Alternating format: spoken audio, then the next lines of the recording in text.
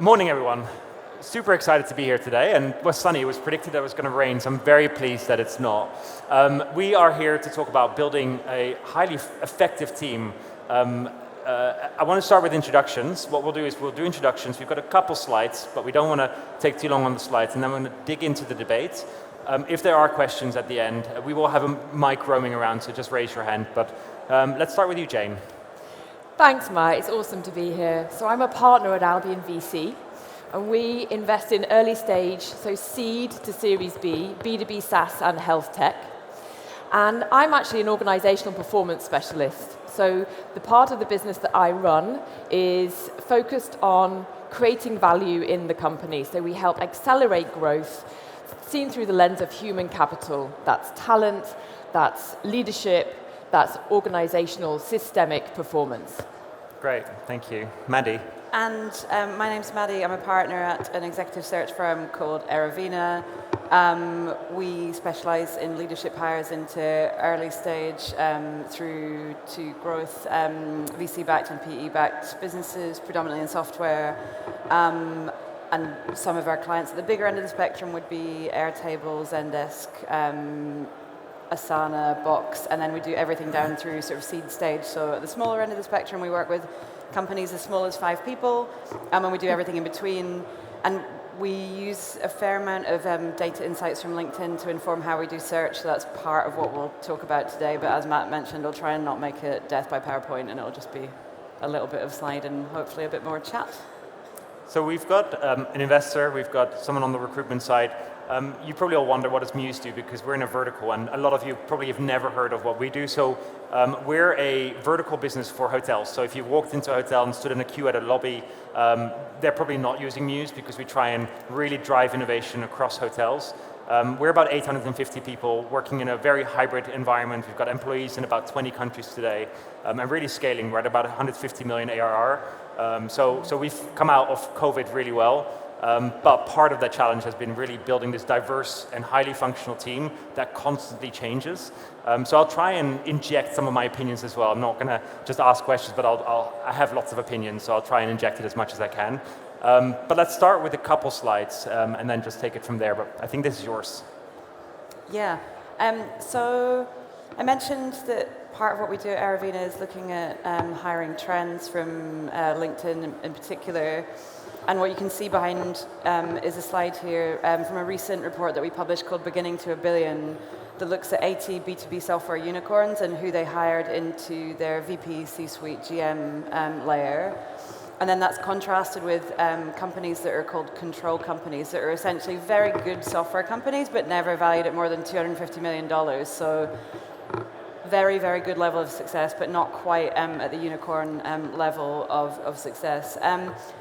And what you can see on the graph is essentially just the number of VP C-suite leaders in each of those groups of companies. So the green line at the top is unicorns, and that's just number of VP C-suite in those unicorns on average over the first 5 years from product launch to 5 years later. And then the control companies on the line below that.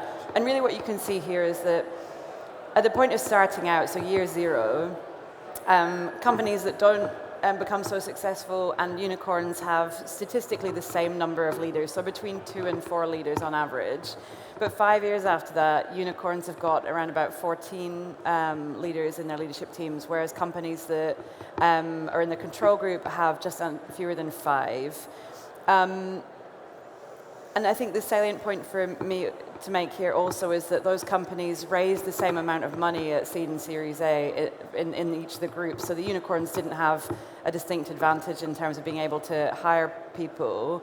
And if I was going to say to any founders in the room, like, what's the key takeaway from this? It's probably just be ready if you're at the early stage of your journey to spend quite a lot of time on hiring, because the numbers in this roughly equate to hiring 1 leader per quarter every quarter over the first 5 years. And I'm actually going to ping this back to Matt to say, like, Matt, you've run a business that's gone from 0 to 800 employees whilst you've been there. You've hired a lot of leaders, I know. Yeah.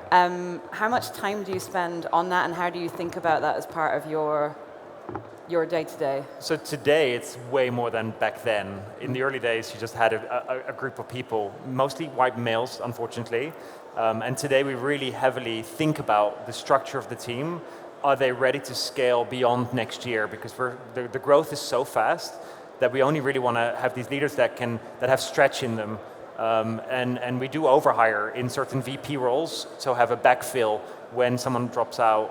And it's a continuous, like I'd say about 30% of my time thinks about and deals with the future of Mews and what we put in there. Yeah, and then Jane, I mean, you've seen all sorts of leadership teams from very early to much late stage. How does this sit with you? Totally agree. I think it's something which is on the menu for us every week.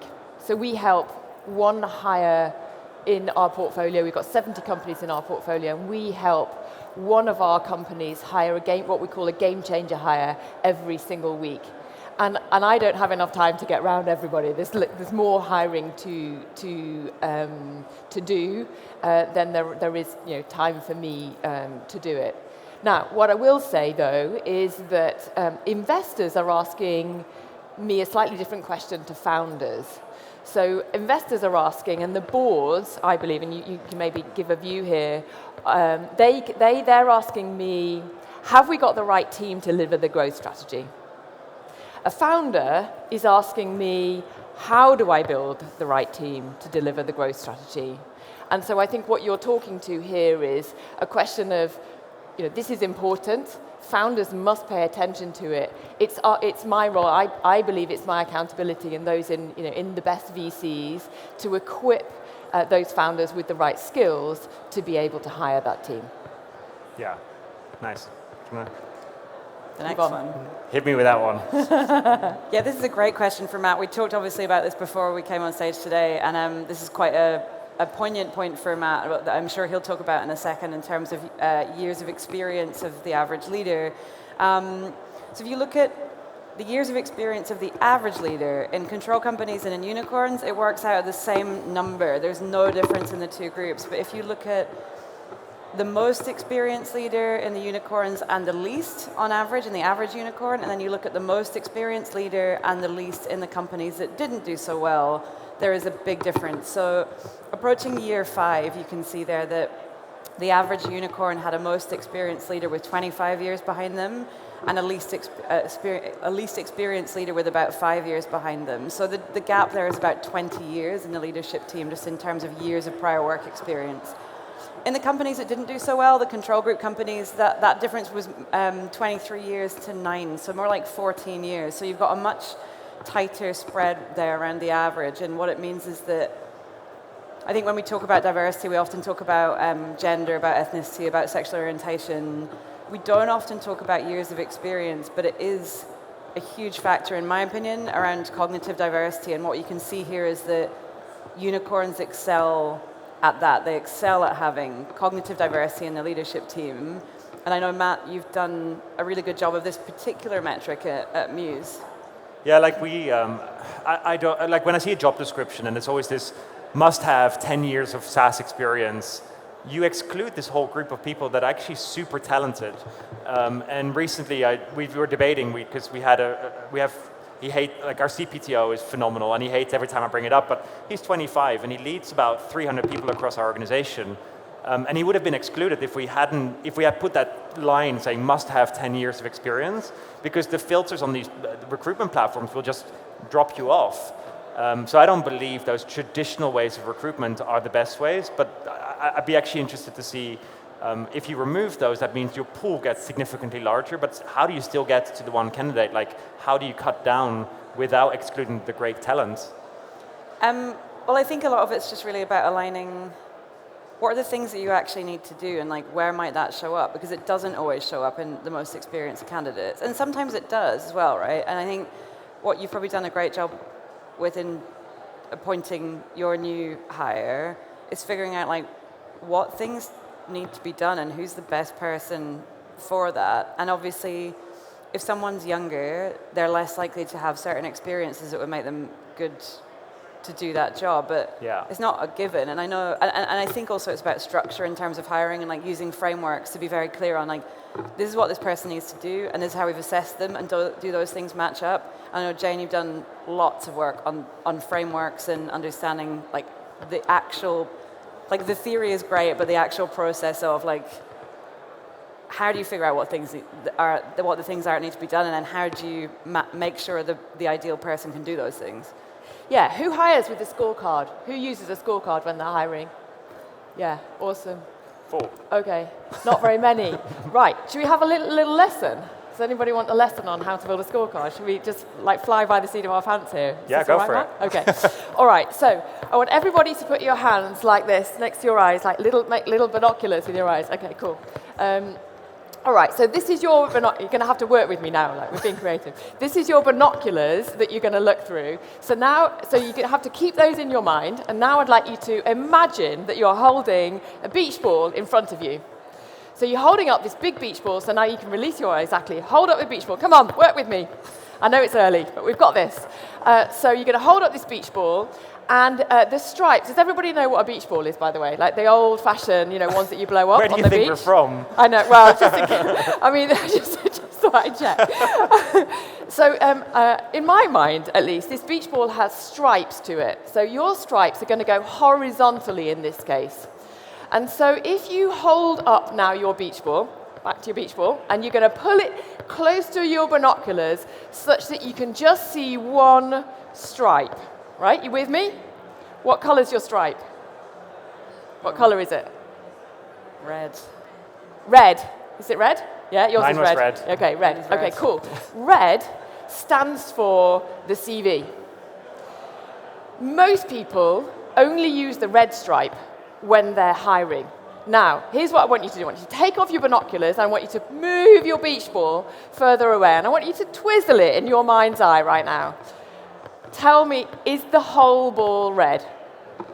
No, exactly. It's a yes or no answer. So no, it's actually got multiple colors. Okay, so I'm going to walk you through what those colors are, and then the next time you're building a scorecard, you can use this idea, this beach ball, this crazy lady talking about a beach ball at SaaStock. You will remember how to do a scorecard.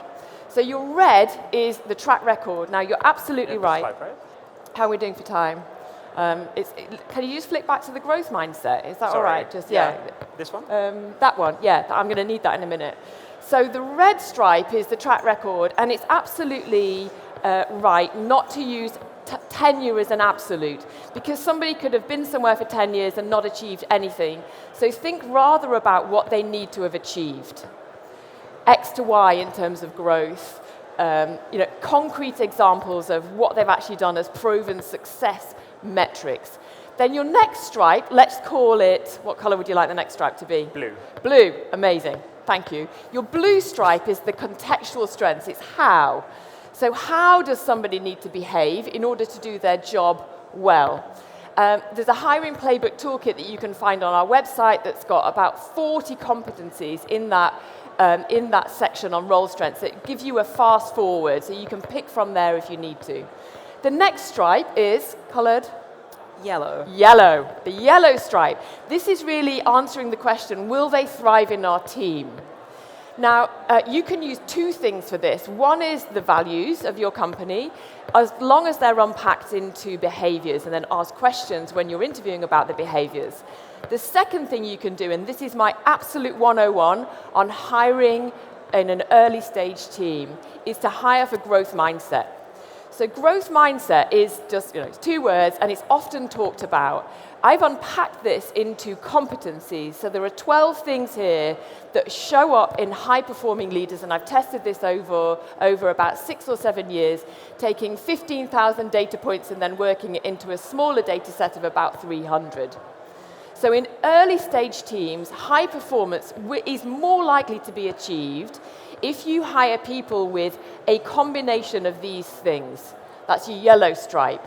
What's the question on growth mindset you should ask to identify whether they have growth mindsets? Yeah, so great question. So if you just say, have you got growth mindset? The Yes. most likely answer is, well, yes, of course, Matt. And of course, that would be entirely subjective, right, and binary, and you've given them no evidence at all. So here, already you can see that somebody who's got growth mindset is likely to have more of an impact on results, company results, achieving results, and on team dynamics. So here you can pick a combination of 4 or 5 competencies, because actually in your scorecard you need to arrive at about 20 competencies that you've prioritized to be the must-haves. And you can pick those that really resonate with your company for the next 12 to 18 months, timestamp it for that long, because I'm sure you would attest that over that time frame things are going to change, and then you reset.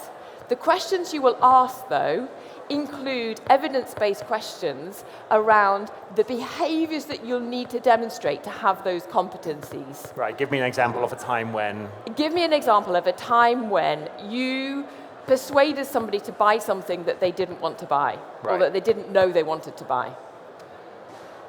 You can ask, there's a whole mastering the interview workshop, which I better not go down that rabbit hole on. But basically it's work out, do your homework to work out what the behaviors are that show up in these competencies. Only test for a concrete few. Don't go after a laundry list of 27 in this particular, your yellow stripe. And then in the white stripe, let me just finish off so that we can move on. But the white stripe is enabling or predicting the personal motivations of the individual based on what you as a company can offer that person. So this is about the Venn diagram of what the individual can do for the company and then what you can do for that individual. And writing those down on your scorecard will help you filter to make sure that you're achieving a match. What's the worst question to ask at interview? What's your seller expectation, I guess? Yeah, okay, could be. Why is that bad? Well, it's illegal in some countries to even ask that, but it's just, I don't know, it primes them to say a certain number, and then you based on that number, you judge them where they are in their career, even though that actually doesn't reflect on where their career is at that moment. Yeah, absolutely. I agree with that. For you, what's the worst question to ask at interview? So we kind of, as a search firm, we kind of have to ask that question or try and get an answer to that question so we can understand, like, does this align with the budget of our client, or are we going to have to do some sort of meeting in the middle? Worst question? We don't ask any bad questions in this today. I can't answer that. No, but seriously though, I think it's stuff that delves too far into the personal that may affect, like, what are your hobbies outside of work? I never have understood that question, because, like, sure, it's great to hire people that are well-rounded in terms of their interests, but you don't know what's going on with someone at home. Like, they might be the primary carer for an elderly parent. They don't have time for hobbies. You can't judge them if they just say, like, I don't have a I don't have time for hobbies. So I think that would be the one that, like, I never ask. I don't like it when it comes up. For me, thank you. I totally agree with the idea that asking something which is irrelevant to the scorecard. So for me, the worst question is, tell me about yourself, or tell me about your CV, or how long have you worked at this particular company? The scorecard will absolutely transform your ability to be able to get under the skin of that candidate and genuinely work out predictively whether they're going to be a match for what you want them to do. Nice. And if you think about the interview process, we all have hidden biases. I have, and I think I'm very open-minded, but I definitely have hidden biases. How do we avoid those biases in that interview process, and how do you train your team to avoid those? Yes. So 101, don't ask that question. Instead, consider what is the evidence that I'm looking for that will give me more certainty. Are you going to try and increase the magnitude of certainty that this individual, when they show up to do the job, rather than actually have the interview, will possess a combination of experience, contextual strengths, values alignment or cultural add, and personal motivations to stick with it when things get tough. And so I would say, once you've got your 20 things that you're looking for, your 20 competencies, divide amongst your hiring team 2 to 3 things that each individual is going to deep dive on, and then spend, I know this is a bit mechanical, but bear with me on the science, To that science, you can then add the artistry. Yeah. Spend 10 to 12 minutes per competency, really digging deep on star-based questions that will enable you to find the evidence.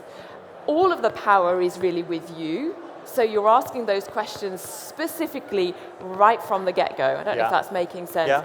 And then in half an hour, I guarantee that you have gathered much more information than if you've gone with tell me about yourself, or let's walk through your CV, or what do you want to know about today, which is another kind of very bad question but to I think open a lot of it is the preparation that you do for the interview, and that's why a scorecard is basically, without having seen a candidate, like what do I actually care about in this role, rather than I'll just meet them and I'll figure out my flow along the way, which has been my strategy towards interviewing.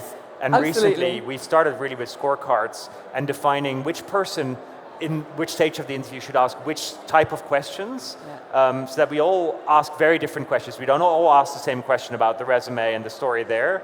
And that really actually helped diversify the pool. Yeah, you've done.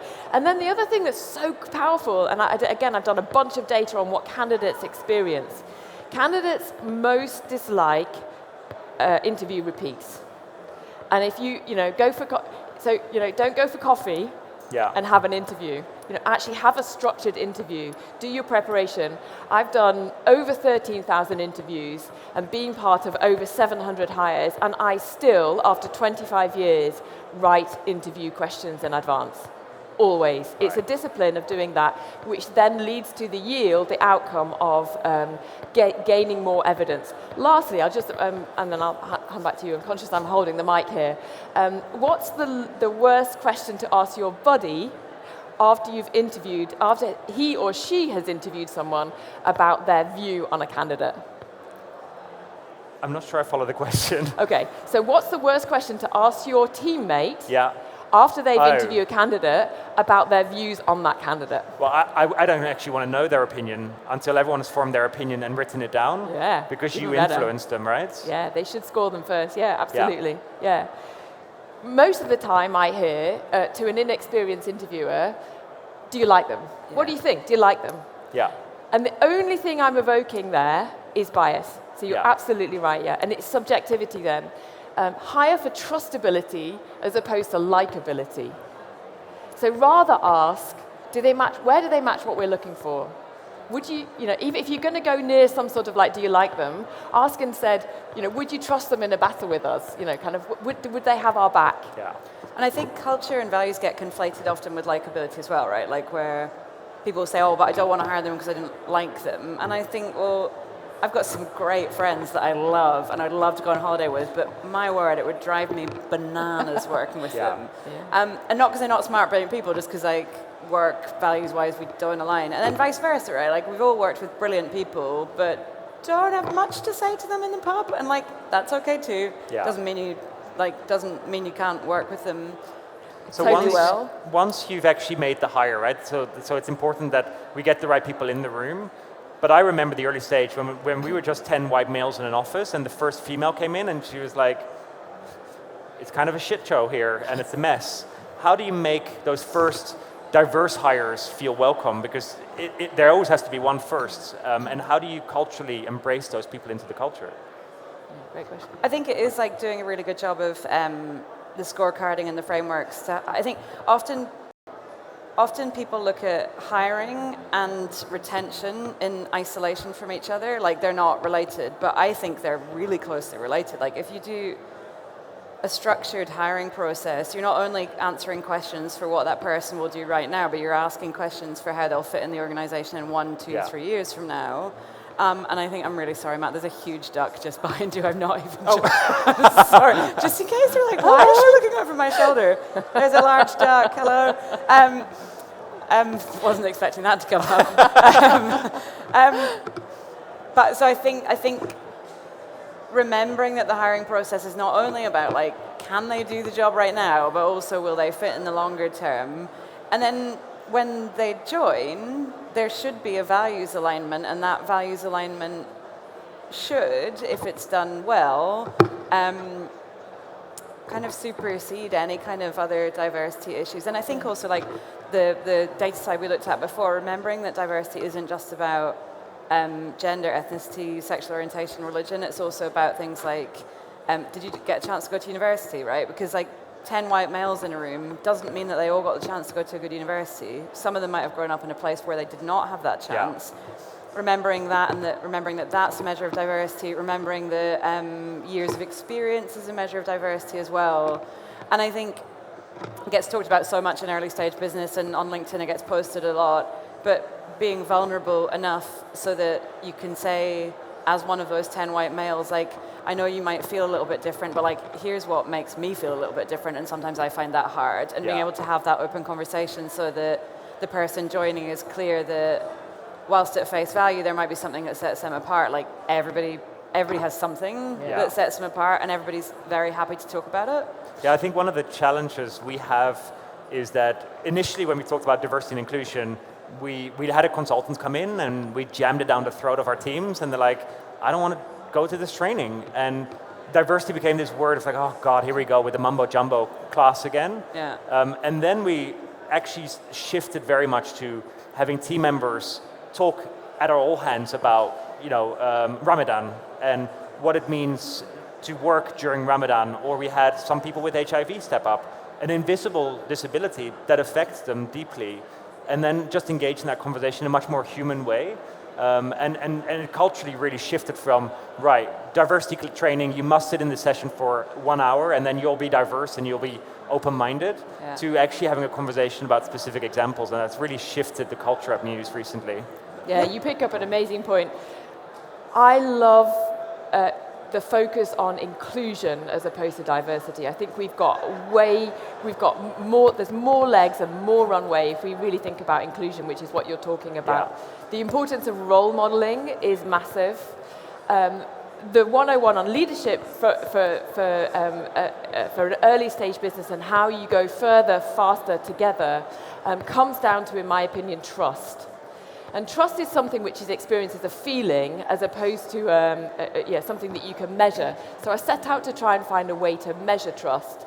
And actually, if you put that up on that final slide, I'm just conscious of time here, but the way to bind and create this togetherness, irrespective of otherness, is to focus on cultivating depersonalized, vulnerable conversations in a high-trust environment.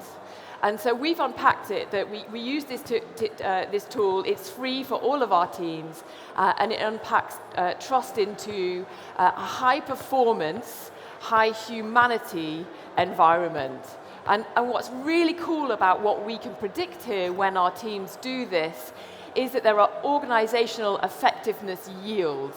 So we can predict that if the score in authenticity is high, that we will have psychological safety, we'll have consistency, there'll be openness and transparency in the organization.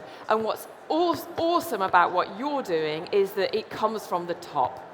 Yeah. So this is about your gift as founders and leaders is to set the cultural tone for your business. Yeah. And knowing that and working on that and cultivating that in a way which is very real is the way that you will increase diversity and, I think, inclusion to enable otherness and people to have the confidence, frankly, to speak up when they feel other.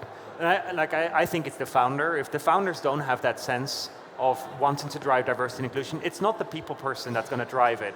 Because it won't come from the top, it won't be living in the culture, it won't be in the values. And I'm a white male, but I'm also gay, and I have been challenged in that area because I lived in Eastern Europe, and we don't have marriage equality, for example, so we don't have equal rights. So whilst it's a hidden disability, it actually powered me to talk much more openly about diversity and inclusion because it's impacted me. But if you're a SaaS founder, make sure that you're the one taking the lead. Don't delegate this to the people leader. They are your ally to drive the conversation, but you're the one starting the conversation and really owning it. I totally agree with that. And if you don't mind just flicking back to the last data slide of mine, like this one. What you can see here is the percentage of unicorns that had at least one leader in each function in the first 5 years of their business. and the percentage of the control group companies that had the same thing, just over half of unicorns had at least one person in HR, people leadership in the first 5 years, but 1 in 10 of control group companies had that. And I think just to kind of follow on from your point, it has to come from the founder, but equally having someone there to put process in so that what you wish culturally and values-wise for your company can become a reality, like you have a person to help you do that. Like you can't delegate it, but you can definitely delegate I want everyone to feel included. Please can you help me figure out a structural way to do that across the organization? And if you don't have that person as a founder, you just got too many other things to be doing, frankly. So if you enjoyed this session, because I see the time is up, we will record a podcast because we have so much more to talk about. But thank you so much for joining today. I really appreciate you being here. Brilliant. Well done, Matt.